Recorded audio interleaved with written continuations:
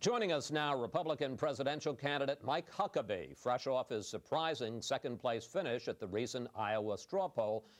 Governor Huckabee, congratulations and welcome back to Fox News Sunday. Well, thank you, Chris. Pleasure to be back.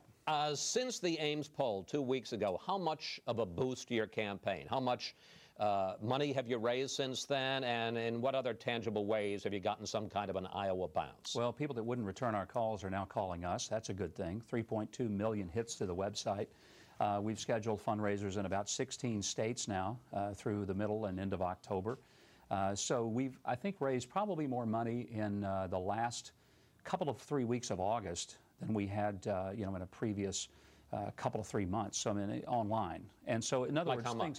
I don't know the exact figures, and of course, if I told you, I'd have to take your life. So I couldn't give you that, but it's substantially more. And I think that the thing for us is we're seeing a momentum that we just weren't seeing before. People sort of holding back, wondering, did we have the traction? And now they have truly begun to understand that our campaign, even with limited resources, had a spectacular showing in Iowa. And they know that with resources, there's no reason we couldn't catapult to the front. But it's still going to be a tough, long slog. And let's take a look, if we can, at the Fox News Opinion Dynamics poll that's out this week. It shows, as you can see there, you're still in sixth place at 3%. So what's your strategy? How do you become, from still quite a long shot, how do you become a frontier candidate? Well, so far we've been everything from no shot to long shot, now to slingshot. And I think we're at a point where, as we look for the next level, it's really as our message is connecting, and it is. The polls really don't reflect the core voters. It reflects name identification, which improves with each debate. It improves with each showing, like Iowa. But what really is showing up, when we were in New Hampshire last week, everywhere we went, we were expecting certain numbers of crowds, maybe 50 people. We'd have 200. So we're seeing anywhere from 2 to 4 times the number of people come out and enthusiastically receiving the message that I'm giving. People, I think, appreciate that it's not a message that sounds like it's come from a room full of consultants. It's come from a candidate's convictions. And there's sort of a refreshing acceptance that people are looking for somebody who can honestly say what he believes and believes what he says. You talk about New Hampshire. There is talk that you're planning to ambush Mitt Romney in his own backyard of New Hampshire, following the model of Pat Buchanan when he was running against George H.W. Bush and Bill Clinton against Paul Tsongas. One, is it true? And two, how do you plan to do that? Well, I wouldn't call maybe the strategy ambush. We're going after a victory there. And it's not an ambush. It's a straight up, we're trying to win. I think we will win. Why New Hampshire?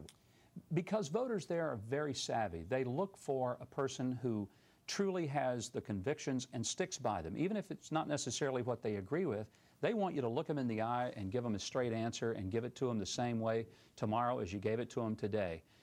They want someone whose views on the Second Amendment understand that the basic issue is one of freedom and it's not hunting. They want somebody who talks about true tax reform, like the fair tax. They embrace that idea in New Hampshire when I talk about it, a complete just gutting of this incredibly complex and arcane tax code we have, and replace it with a simple consumption tax that really elevates our economy, gives it a fresh start. People like those kind of ideas that are bigger and fresher than the carefully tuned and tweaked sort of version of minor reform. That's just not what New Hampshire voters, I think, are expecting and looking for in their next president. I keep getting a subtext in a lot of your answers, and in fact, you've been even more explicit in going after Mitt Romney recently. And let's take a look at that. You said leadership is not about having enough money that you can buy the presidency. You also introduced yourself to New Hampshire voters this way. Here's a guy who didn't just become pro-life to run for president.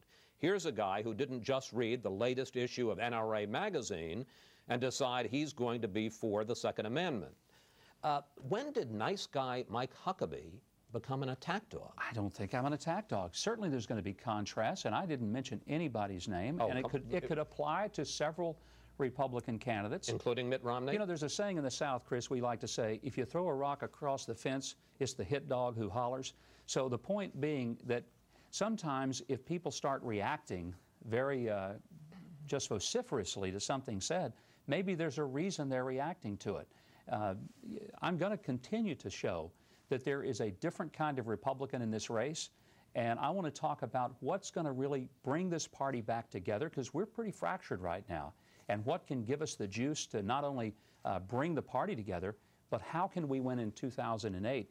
And it's going to require a message that captures the imagination and attention of a lot of voters out there in America who kind of are turned off of the Republicans right now. And let's talk about an area where maybe Mike Huckabee is the hit dog who's howling. The Conservative Club for Growth ran ads in Iowa before the straw poll attacking you as a tax and spender during your years as governor of Arkansas. Let's take a look at one of their ads.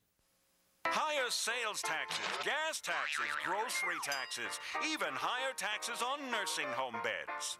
Fact is, Senator, as governor, you did sign tax increases on gasoline, on cigarettes, on nursing home patients. You did allow a 17% sales tax increase to go into law.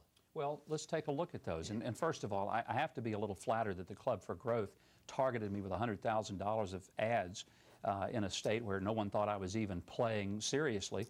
And you have to wonder, where did that money come from? Who gave them that money in order to run those ads? And I think that would be a great question for somebody to dig to the bottom of.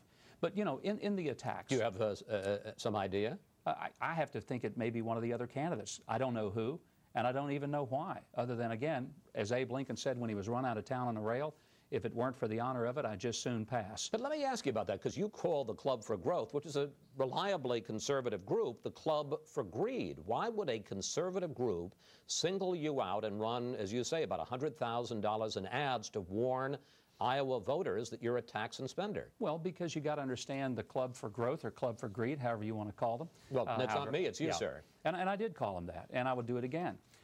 They essentially operate when people give them money specifically targeted towards someone that they want to take out.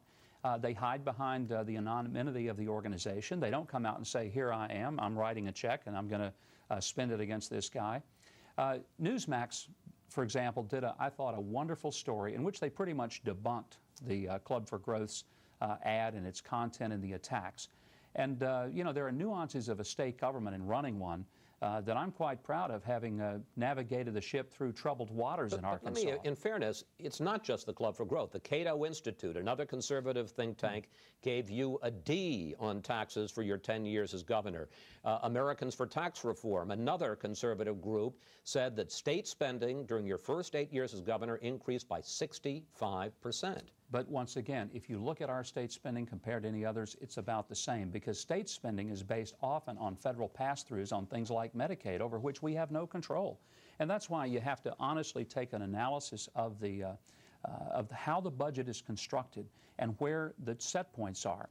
Budgeting under me during my time as governor increased about 0.5% a year for the 10.5 years I was governor, when you look at the things that I actually had control to control.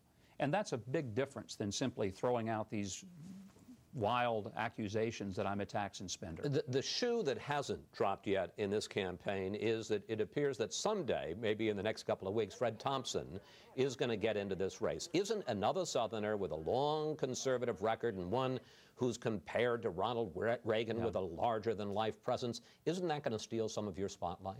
Well, let's just hope Fred decides it's just too hot this summer to even do this. Maybe he won't get in. But if he does, I think he's going to suck a lot of the oxygen out of the room when he first comes in. But I'm not sure I'd want to be in his position where the expectations are simply just sky high for him to be able to perform. You know, I'm in a position where I'd rather be in a position to overperform than to get in and then underperform the expectations.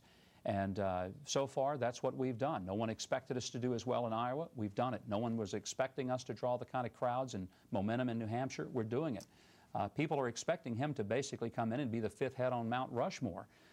Whether he can live up to that, I think there's a real challenge for anybody to live up to that, including if Ronald Reagan were to come back. I'm not sure he could live up to Ronald Reagan's persona and image at this stage. Finally, there's a lot of speculation that Mike Huckabee would make a good running mate, especially for someone like Rudy Giuliani, who's got some questions about his stance on social issues.